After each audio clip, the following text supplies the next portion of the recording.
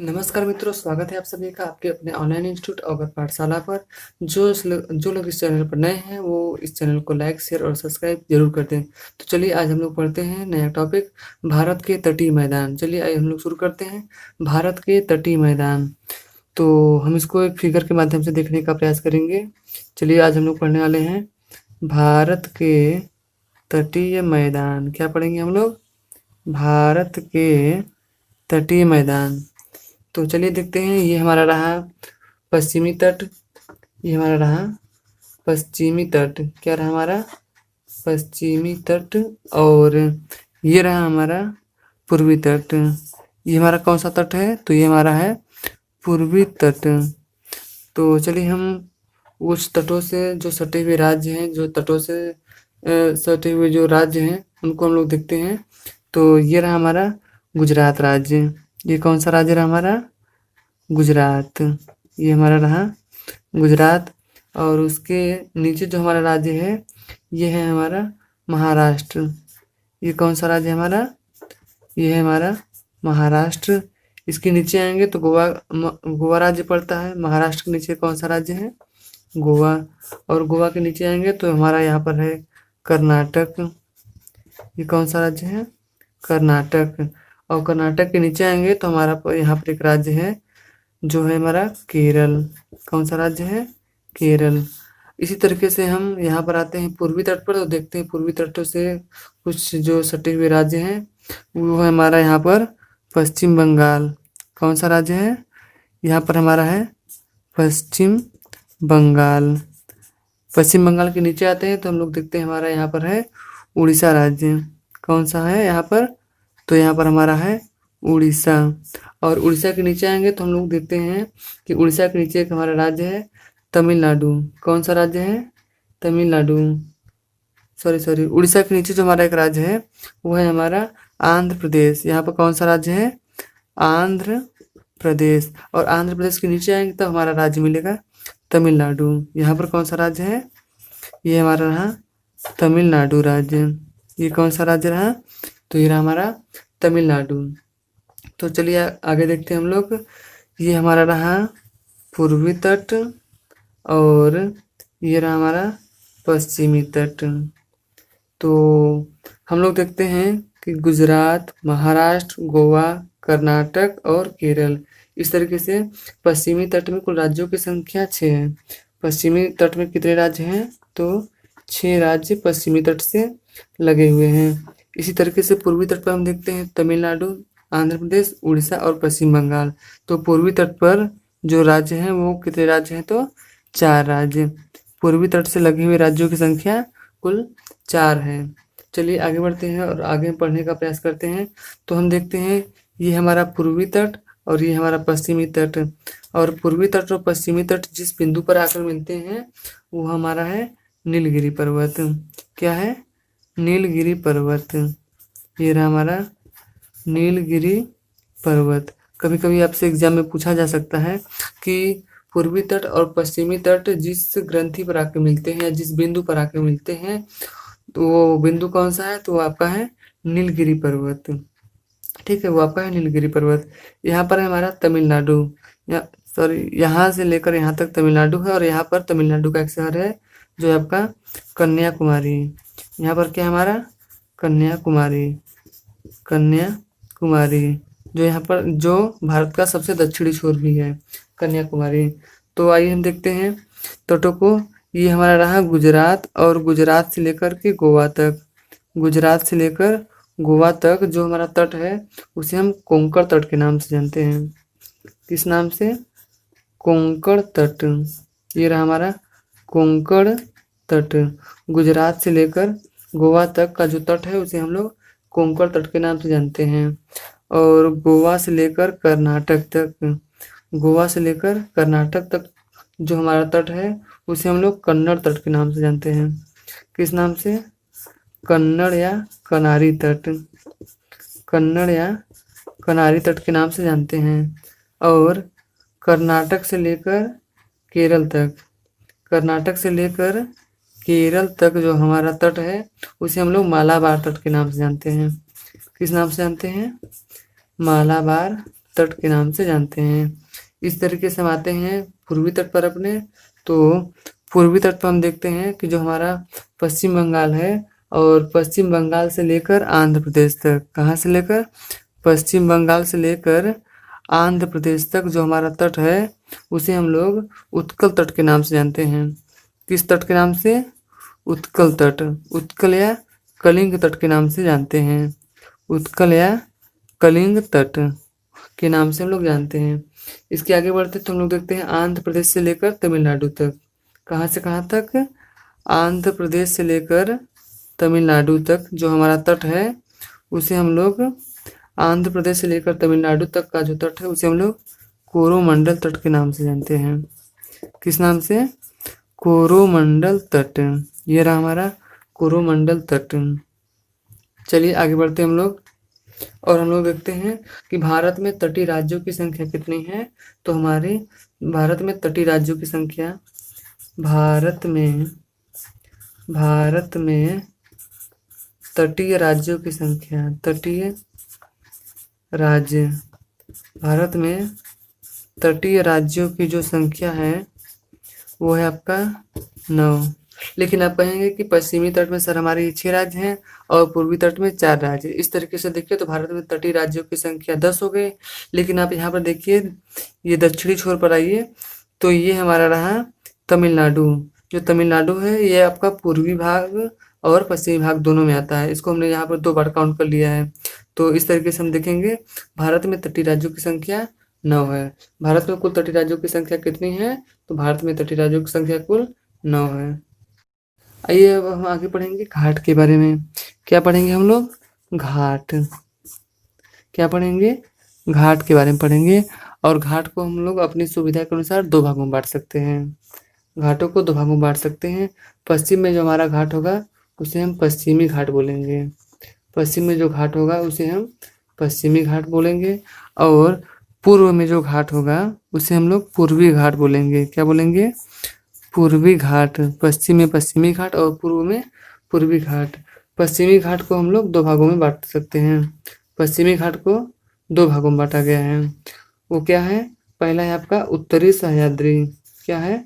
उत्तरी सह्याद्री, उत्तरी सह्याद्री। और दूसरा है हमारा दक्षिणी सह्याद्री। दूसरा क्या है हमारा? दक्षिणी सह्याद्री। पश्चिमी घाट को 2 भागों में बांटा गया है, उत्तरी सह्याद्री और दक्षिणी सह्याद्री।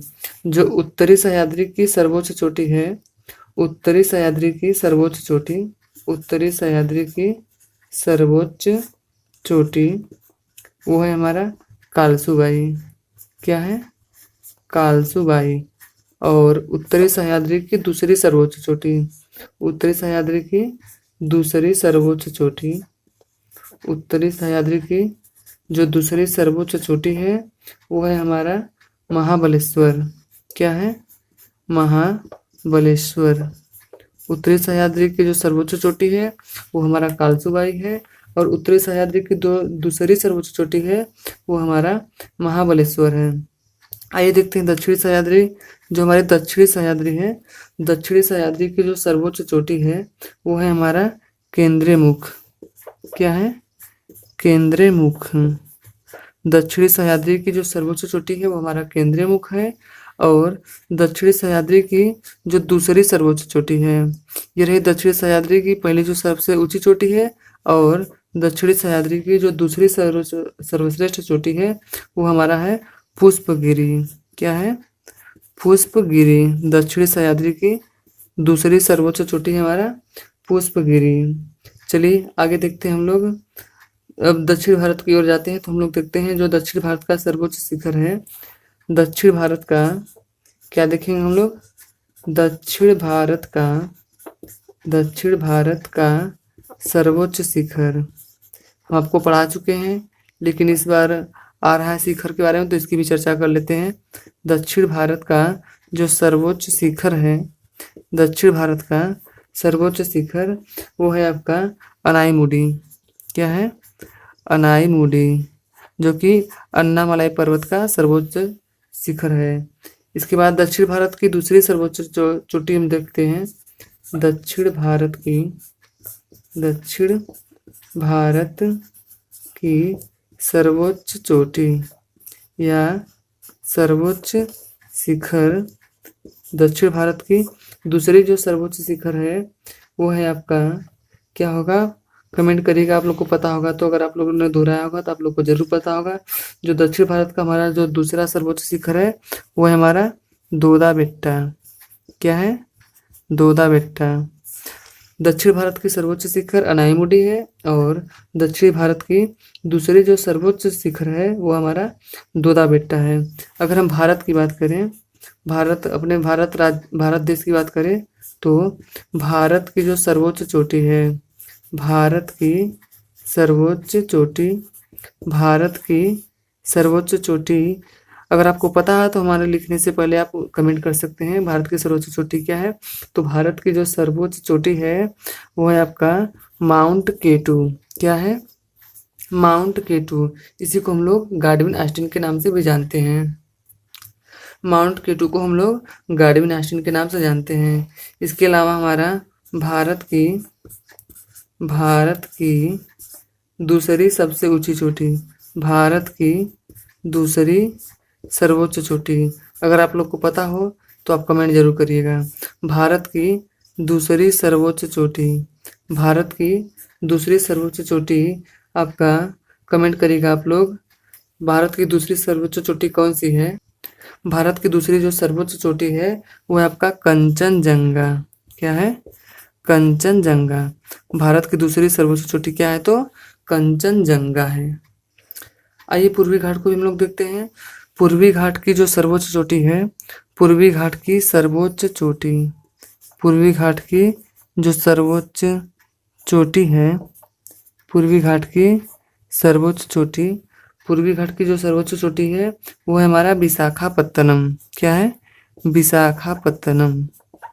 विशाखापत्तनम, पूर्वी घाट की सर्वोच्च चोटी विशाखापत्तनम।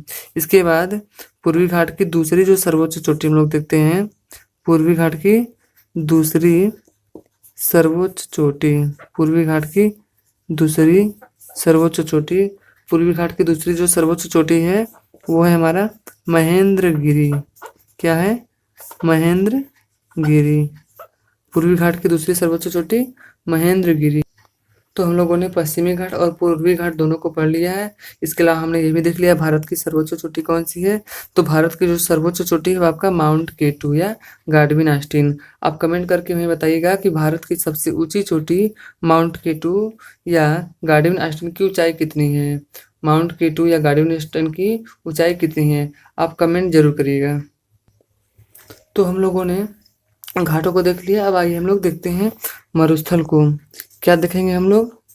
मरुस्थल। जो हमारा अगला टॉपिक है वो है हमारा मरुस्थल। भारत में जो मरुस्थल है वह दो प्रकार के मरुस्थल पाए जाते हैं। एक तो है हमारा उष्ण मरुस्थल। क्या है? उष्ण मरुस्थल। भारत में जो मरुस्थल है वह दो प्रकार के पाए जाते हैं। वह है आपका उष्ण मरुस्थल और है आपका शीत मरुस्थल। क्या है आपका? शीत मरुस्थल। शीत मरुस्थल। ये रहे आपके उष्ण मरुस्थल और शीत मरुस्थल।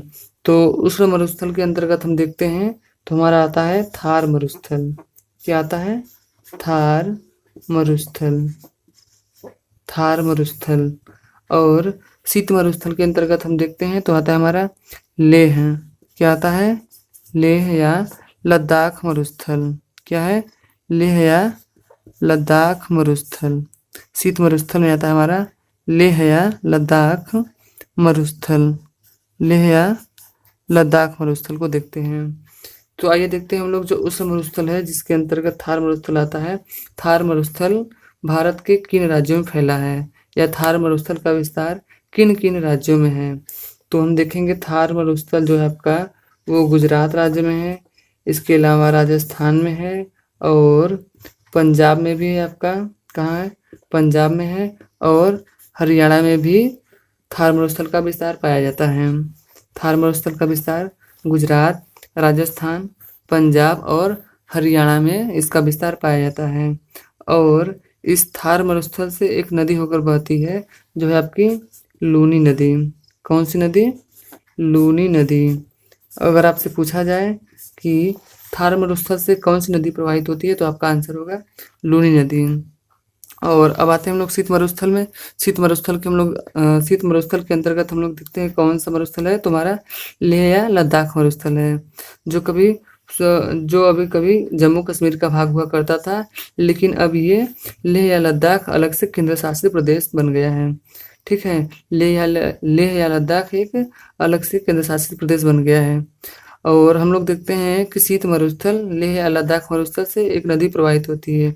वो कौन सी नदी है? तो वो है आपका सिंधु नदी। कौन सी नदी है? सिंधु नदी। तो हम लोगों ने देखा कि उष्ण मरुस्थल से कौन सी नदी प्रवाहित होती है, तो लूनी नदी। और शीत मरुस्थल से वह कौन सी नदी है जो शीत मरुस्थल से होकर प्रवाहित होती है, तो आपका है सिंधु नदी। कौन सी नदी? सिंधु नदी। तो चलिए आइए अब अगला टॉपिक हम लोग देखते हैं, हमारा होगा द्वीप समूह। क्या पढ़ेंगे हम लोग आगे? द्वीप समूह। अब हम लोग पढ़ने वाले हैं द्वीप समूह। क्या पढ़ेंगे हम लोग? द्वीप समूह। ठीक है, चलिए। तो द्वीप समूह को पढ़ने से पहले हम जान लेंगे कि द्वीप क्या होते हैं। द्वीप क्या होता है? तो धरातल का एक ऐसा भाग। क्या? धरातल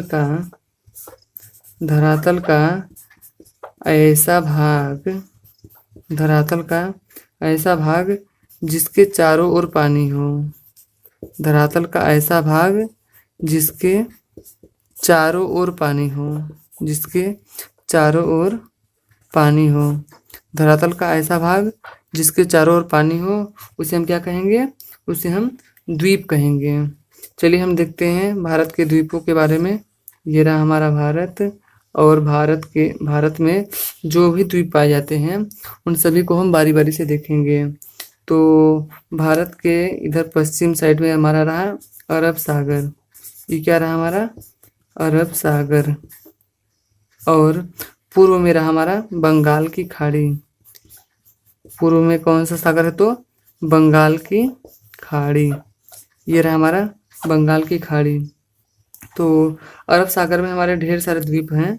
अरब सागर में ढेर सारे द्वीप हैं, उनको भी हम देखेंगे। अरब सागर में जितने भी द्वीप हैं उन सभी को हम बारी बारी से देखेंगे। अरब सागर में जो हमारे द्वीप हैं वो हमारे लक्षद्वीप। कौन से द्वीप हैं हमारे? लक्षद्वीप। और पूर्व की तरफ देखेंगे, हमारे पूर्व में बंगाल की खाड़ी में कई द्वीप हैं। बंगाल की खाड़ी में जितने भी द्वीप पाए जाते हैं उनको भी हम लोग देखेंगे। ये हमारे रहे बंगाल की खाड़ी में जो द्वीप हैं वो हमारे अंडमान निकोबार। कौन से रहे? अंडमान निकोबार। अंडमान निकोबार द्वीप के बारे में हम आगे देखेंगे। चलिए तो हम सबसे पहले देखेंगे अंडमान निकोबार द्वीप समूह। सबसे पहले हम किसको पढ़ेंगे? अंडमान। क्या पढ़ेंगे हम लोग? अंडमान। क्या पढ़ेंगे? अंडमान निकोबार द्वीप समूह। अंडमान निकोबार। अंडमान निकोबार द्वीप समूह। अंडमान निकोबार द्वीप समूह के बारे में सबसे पहले पढ़ेंगे। ठीक है, तो हम देखते हैं कि अंडमान निकोबार द्वीप समूह में कुल जो द्वीपों की संख्या है वो आपका 572 है। कितने हैं? 572 द्वीप। अंडमान निकोबार द्वीप समूह में 572 द्वीप हैं। तो चलिए, जो हमारे एग्जाम की दृष्टि से इम्पोर्टेंट होंगे उन्हीं को हम लोग बारी बारी से देखेंगे। तो चलिए शुरू करते हैं हम लोग अंडमान निकोबार द्वीप समूह में जो इम्पोर्टेंट है उनको देखते हैं। तो ये रहा हमारा नॉर्थ अंडमान। ये क्या रहा हमारा? ये रहा हमारा नॉर्थ अंडमान। ये हमारा रहा नॉर्थ अंडमान। ये हमारा नॉर्थ अंडमान रहा।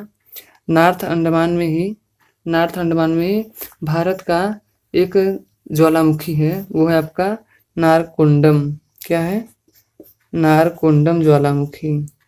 नारकोंडम ज्वालामुखी ये आपका सुषुप्त ज्वालामुखी है। कैसा ज्वालामुखी है? सुषुप्त ज्वालामुखी। तो नारकोंडम सुषुप्त ज्वालामुखी। नारकोंडम सुषुप्त ज्वालामुखी। अगर आपसे पूछा जाए कि नारकोंडम सुषुप्त ज्वालामुखी भारत के किस द्वीप पर पाया जाता है, तो तो आपका होगा आंसर होगा नॉर्थ अंडमान। ठीक है, क्या होगा? नॉर्थ अंडमान। और नॉर्थ अंडमान की जो सर्वोच्च चोटी है, नॉर्थ अंडमान की जो सर्वोच्च चोटी है वो है आपका सैडल पीक चोटी। क्या है? सैडल सैडल पीक चोटी। आपका कौन सी चोटी होगा? सैडल पीक चोटी। और नॉर्थ अंडमान के बाद हम लोग देखते हैं मिडिल अंडमान। कौन सा देखते हैं हम लोग? मिडिल अंडमान। ये कौन सा अंडमान है हमारा? ये हमारा रहा मिडिल अंडमान। ये हमारा रहा मिडिल अंडमान। ये हमारा रहा मिडिल अंडमान। और मिडिल अंडमान में भी एक हमारा ज्वालामुखी है जो हमारा है बैरम द्वीप सक्रिय ज्वालामुखी। क्या है? बैरम द्वीप। बैरम द्वीप। मिडिल अंडमान में एक हमारा ज्वालामुखी है बैरम, जो कि भारत का एकमात्र सक्रिय ज्वालामुखी है। यह कैसा ज्वालामुखी है? तो सक्रिय ज्वालामुखी। भारत का एकमात्र सक्रिय ज्वालामुखी कौन सा है? तो आपका आंसर होगा बैरम द्वीप। क्या है? बैरम द्वीप सक्रिय ज्वालामुखी। यह कहाँ पाया जाता है? तो यह मिडिल अंडमान में या मध्य अंडमान में पाया जाता है। इसके बाद हम लोग देखते हैं साउथ अंडमान। ये हमारा कौन सा रहा? साउथ अंडमान। ये हमारा रहा साउथ अंडमान। साउथ अंडमान में हम लोग देखते हैं कि यहीं पर जो हमारा है साउथ अंडमान में पोर्ट ब्लेयर है। क्या है? Port Blair. ये रहा हमारा पोर्ट ब्लेयर। साउथ अंडमान में क्या है? पोर्ट ब्लेयर, जो कि अंडमान की राजधानी है। क्या है? अंडमान की राजधानी। अंडमान निकोबार द्वीप समूह की राजधानी क्या है? क्या है हमारा? Port Blair. ये कहाँ है? तो यह साउथ अंडमान में है। इसके बाद आता है हमारा लिटिल अंडमान। क्या आता है? लिटिल अंडमान। ठीक है, हमारा आता है इसके बाद लिटिल अंडमान। और साउथ अंडमान और लिटिल अंडमान के बीच एक पास पाया जाता है जिसे हम लोग बोलते हैं डंकन पास। क्या बोलते हैं? Duncan pass. ठीक है, कभी कभी आपसे पूछा जाता है कि दक्षिणी अंडमान और मध्य अंडमान के बीच जो सीमा रेखा बनाती है वो क्या है? तो वह आपका आंसर होगा डंकन पास। क्या होगा? Duncan pass. और लिटिल अंडमान में ओंग नामक जनजाति पाई जाती है। लिटिल अंडमान में एक जनजाति पाई जाती है। वह कौन सी जनजाति है? तो आपकी जनजाति होगी ओंग जनजाति। कभी कभी आपसे क्वेश्चन पूछा जाएगा कि ओंग जनजाति किस द्वीप समूह पर पाई जाती है? तो अंडमान निकोबार द्वीप समूह पर पाई जाती है। और पर्टिकुलर द्वीप का नाम पूछेगा तो आपका क्या होगा? छोटा अंडमान या लिटिल अंडमान। ठीक है, इसके बाद जो हमारा अगला द्वीप है, अगला द्वीप वो है हमारा कार निकोबार। ये क्या है? कार निकोबार द्वीप। अगला है हमारा कार निकोबार। अगला है हमारा कार निकोबार द्वीप। इसके बाद है हमारा लघु निकोबार। कौन सा है? लघु निकोबार द्वीप। अगला क्या है हमारा? लघु निकोबार द्वीप। और इसके बाद जो हमारा है अगला वो है हमारा बृहद निकोबार। ये क्या है हमारा? ये हमारा है बृहद निकोबार। ये हमारा रहा बृहद निकोबार। हमारा अगला रहा बृहद निकोबार। और बृहद निकोबार में ही इंदिरा पॉइंट स्थित है। क्या है? Indira point. Indira point. Indira point, जिसे हम लोग पिग्मेलियन पॉइंट के नाम से जानते हैं। क्या कहते हैं हम लोग? Pygmalion point. इंदिरा पॉइंट या पिग्मेलियन पॉइंट। इंदिरा पॉइंट या पिग्मेलियन पॉइंट किस द्वीप पर पाया जाता है? तो बृहद निकोबार द्वीप पर पाया जाता है। कौन से द्वीप पर? बृहद निकोबार द्वीप पर। और जो हमारा बिंदु है इंदिरा पॉइंट, ये भारत का सबसे दक्षिणतम बिंदु है। भारत का क्या है? यह सबसे दक्षिणतम बिंदु। भारत का सबसे दक्षिणतम बिंदु कौन से द्वीप पर पाया जाता है? तो बृहद निकोबार द्वीप पर पाया जाता है। इसके बाद अगला हम लोग पढ़ेंगे लक्षद्वीप। क्या पढ़ेंगे? लक्षद्वीप। अगला जो हमारा द्वीप होगा लक्षद्वीप। जैसा कि नाम से ही स्पष्ट है, लक्षद्वीप यानी कि लाखों द्वीप।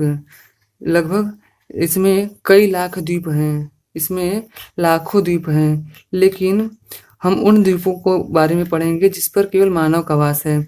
और लक्षद्वीप में कुल ऐसे केवल और केवल 36 द्वीप हैं। लक्षद्वीप में केवल 36 द्वीप ही ऐसे हैं जिन पर मानव का वास है। कभी कभी आपसे पूछा जाएगा कि लक्षद्वीप पर कितने द्वीप, लक्षद्वीप के कितने द्वीपों पर मानव का वास है, तो 36 द्वीपों पर। ठीक है, तो चलिए आगे बढ़ते हैं। जो हमारा लक्षद्वीप है इसका निर्माण प्रवाल द्वारा हुआ है। किसके द्वारा? प्रवाल के द्वारा। लक्षद्वीप का निर्माण, इसका निर्माण प्रवाल द्वारा हुआ है। किसके द्वारा?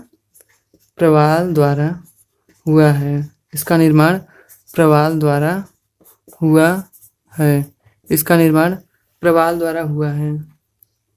इसका निर्माण प्रवाल द्वारा हुआ है, अतः इसे प्रवाल द्वीप कहते हैं। अतः इसे प्रवाल द्वीप, अतः इसे प्रवाल द्वीप भी कहते हैं। इसे प्रवाल द्वीप कहते हैं। लक्षद्वीप का निर्माण प्रवालों द्वारा हुआ है, इसलिए लक्षद्वीप को प्रवाल द्वीप भी कहते हैं। प्रवाल होते क्या हैं? तो हम लोग देखते हैं कि प्रवाल एक समुद्री जीव होता है। प्रवाल एक समुद्री जीव है। प्रवाल एक समुद्री जीव है और इसमें कैल्शियम कार्बोनेट पाया जाता है। क्या पाया जाता है? Calcium carbonate. प्रवाल में कैल्शियम कार्बोनेट पाया जाता है। चलिए आगे देखते हैं। इसके कुछ द्वीपों के बारे में हम लोग पढ़ते हैं। तो लक्षद्वीप समूह में एक लक्षद्वीप का एक द्वीप है जो कि है आपका अमीन द्वीप समूह। ये रहा आपका, ये कौन सा द्वीप रहा? तो अमीन द्वीप या अमीनी द्वीप भी कहते हैं। अमीन या अमीनी द्वीप, ये रहा आपका अमीनी द्वीप। यह सबसे बड़ा द्वीप समूह है। लक्षद्वीप का सबसे बड़ा द्वीप समूह है अमीनी द्वीप। लक्षद्वीप का सबसे बड़ा द्वीप समूह है। सबसे बड़ा द्वीप समूह है, चूंकि इसमें लाखों द्वीप पाए जाते हैं, जिसमें से एक है हमारा अमीनी द्वीप जो लक्षद्वीप का सबसे बड़ा द्वीप समूह माना जाता है। इसके बाद है हमारा, इसके बाद एक हमारा द्वीप है आंद्रतो द्वीप। ये कौन सा हमारा? आंद्रतो द्वीप। आंद्रतो द्वीप, और यह सबसे बड़ा द्वीप है। आंद्रतो द्वीप जो है यह सबसे बड़ा द्वीप है। आंद्रतो जो द्वीप है हमारा, यह लक्षद्वीप का सबसे बड़ा द्वीप है। आंद्रतो द्वीप लक्षद्वीप का सबसे बड़ा द्वीप है। इसके बाद हम लोग देखते हैं, अगला है हमारा कवारत्ती द्वीप। क्या है? कवारत्ती या कवरत्ती। अगला है हमारा कवरत्ती द्वीप। कौन सा है हमारा? कवरत्ती द्वीप।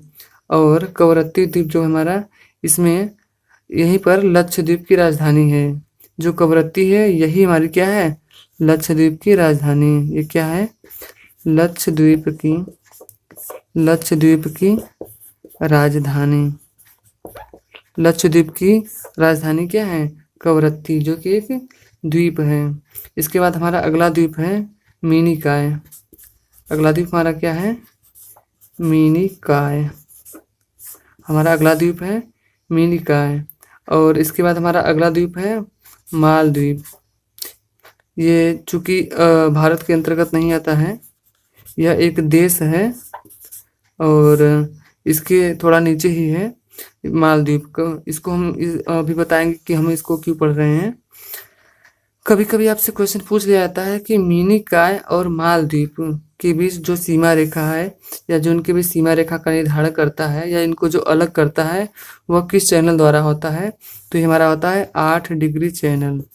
किसके द्वारा? 8 डिग्री चैनल। 8 डिग्री चैनल के द्वारा मिनिकॉय और मालद्वीप एक दूसरे से अलग होते हैं।